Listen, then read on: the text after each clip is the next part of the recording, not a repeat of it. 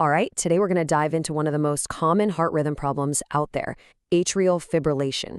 We're going to deconstruct what happens inside the heart when its own electrical system just goes completely haywire, turning a nice, steady beat into what you could call an electrical storm.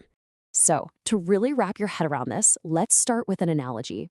I want you to imagine your heart is this perfectly tuned orchestra. It's got a conductor, that's the sinoatrial node, and it keeps a perfect, steady beat. But what if that conductor just walked off stage and every single musician just started playing their own random tune at their own chaotic pace? Well, that right there is basically what atrial fibrillation is. Okay, so in medical terms, what does that out-of-control orchestra actually look like? Atrial fibrillation, or AFib for short, is when the heart's upper chambers, the atria, stop beating in a coordinated way. Instead, they just quiver chaotically. And all that electrical noise gets sent down to the main pumping chambers, the ventricles, creating a pulse that isn't just fast, it's completely random. And that irregular rhythm, that is the classic sign that the conductor has definitely left the building.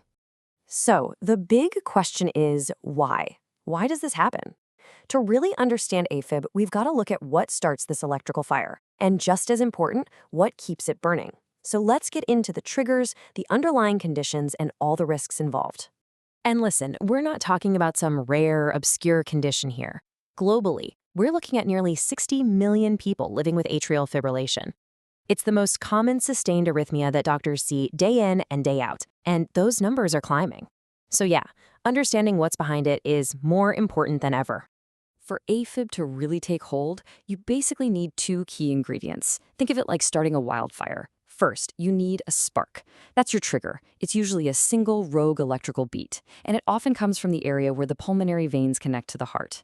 But here's the thing, a spark on its own usually isn't enough. You also need fuel, and that fuel is the substrate. It's abnormal heart tissue. Maybe it's scarred from years of high blood pressure or stretched out from heart failure. That's what allows a single spark to just erupt into a full-blown, self-sustaining electrical wildfire. So how does all this chaos just keep going? Well, it's often because of something called a re-entry circuit. Picture this.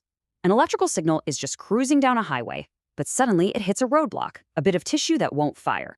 So it's forced to take a slow little side road. Now, by the time it gets through that slow path and merges back onto the main highway, guess what? The original roadblock is gone. The tissue is recovered. So what does the signal do? It just loops right back around and takes that main route again, creating this crazy, self-perpetuating electrical racetrack that just spins and spins out of control. Okay, so with all this electrical noise flying around, how in the world do doctors actually pinpoint a diagnosis of AFib? Let's talk about how clinicians find that chaotic signal and confirm what's really going on. The first clues often come from what the person is actually feeling. They might complain of palpitations, that feeling like their heart is fluttering or racing. Or maybe they're short of breath or feel dizzy. But here's a crucial point, and it's a big one. Many people feel absolutely nothing at all. Often, the definitive clue comes from a simple physical exam, just feeling that irregular pulse we talked about. That's the hallmark. But the real definitive proof, the smoking gun, comes from an electrocardiogram, or ECG, which lets us see the heart's electricity directly. Just take a look at this strip right here. Instead of a nice, steady, flat line between the heartbeats, you see this chaotic, wavy baseline. That's the atria just quivering. And those tall spikes, the QRS complexes, they're completely erratic. There's no pattern at all.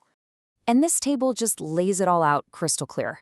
In a normal rhythm, you have these nice little P waves before each beat. That's the signal for the atria to contract. In AFib, they're gone, disappeared. The baseline in a normal ECG is flat, but in AFib, it's that chaotic mess of what we call fibrillatory waves. And finally, the distance between each beat, the RR interval, is perfectly regular in a normal rhythm. In AFib, it's completely random, irregularly irregular. You see those three things on an ECG and you found the signature of AFib. So the ECG confirms it, but the investigation doesn't stop there. You have to dig a little deeper.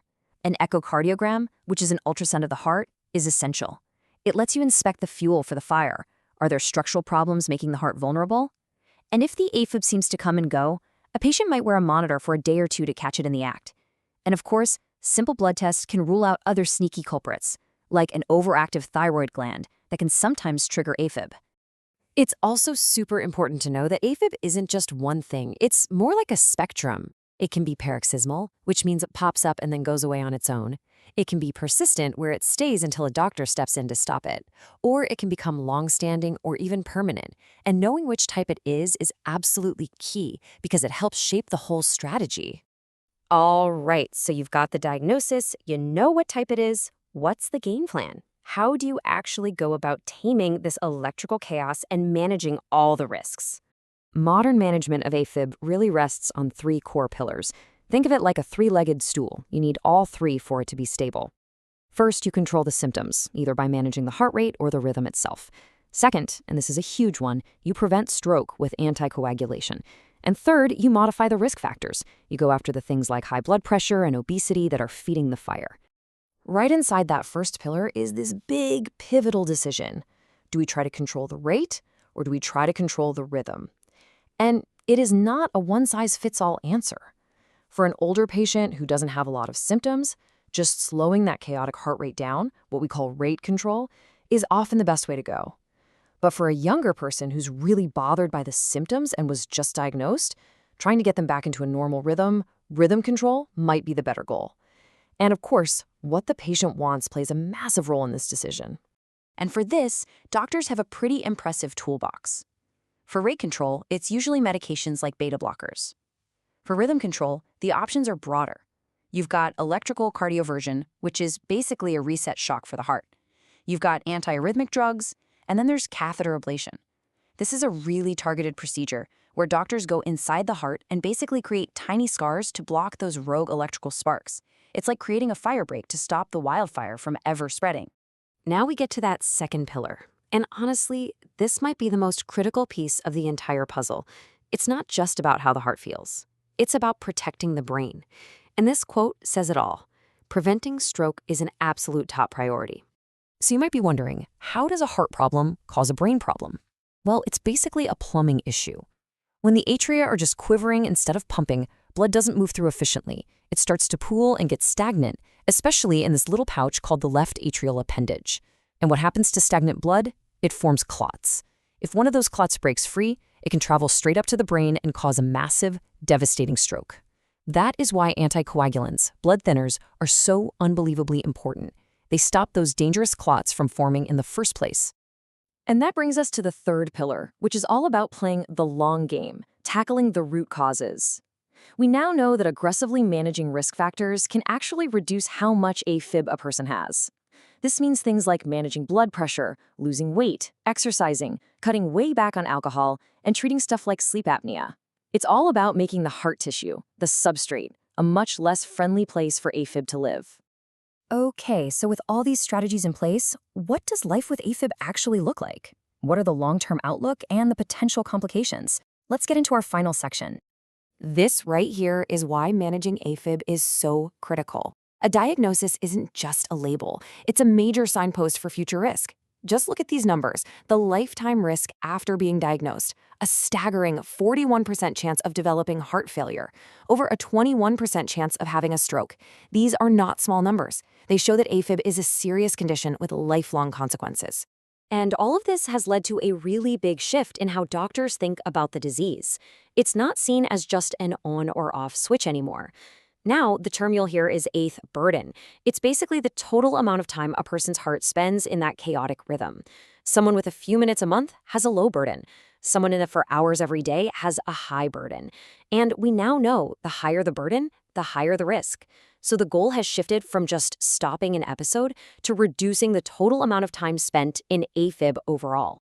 So to kind of wrap up the outlook, here are the key takeaways. 1, AFib significantly increases the risk of death and hospitalization. 2, the type of AFib really matters. The more advanced it is, the worse the prognosis. And 3, recurrence is common.